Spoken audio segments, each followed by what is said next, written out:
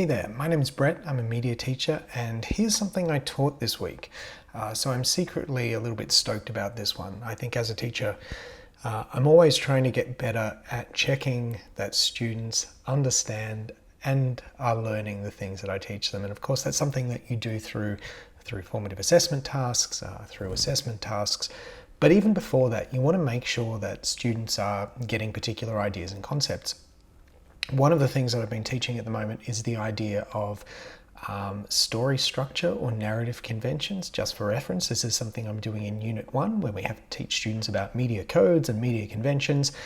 And one of the conventions I choose to teach them about is that idea of story conventions. That is, that stories have a particular structure. And this is something that paves the way for their later study of narrative, and I think it works really well. And at the moment, what we're doing is taking a look at the film Into the Spider-Verse and talking about its narrative structure and doing a little bit of work around it. So as a little introduction to this class, I went and I printed a whole lot of cards that have story beats on them.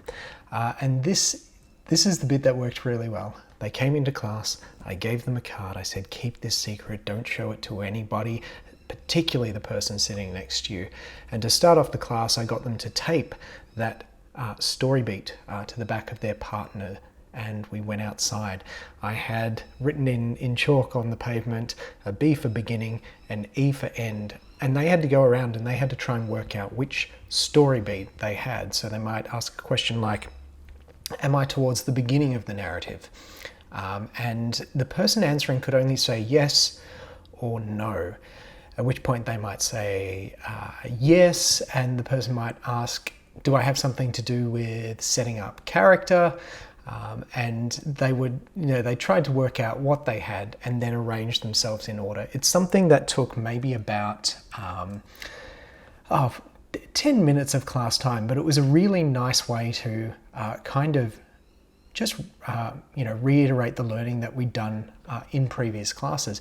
And I thought it worked really well. As I said, when you're checking for understanding or trying to remember the sort of things that you taught, trying to get students to remember the things that they learned last class, questioning's really easy.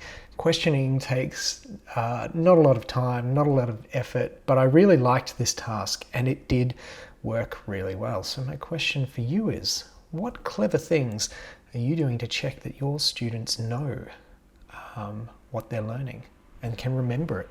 Another way that I've sort of done this in class is when we study The Dark Knight with our Year 10 media classes, I take in sort of a little description of the various beats in the 3-act narrative structure, and I take in images from the story, and as a class it's their job to kind of assemble the narrative from beginning to end and start to give names and to provide labels to the different parts of a story.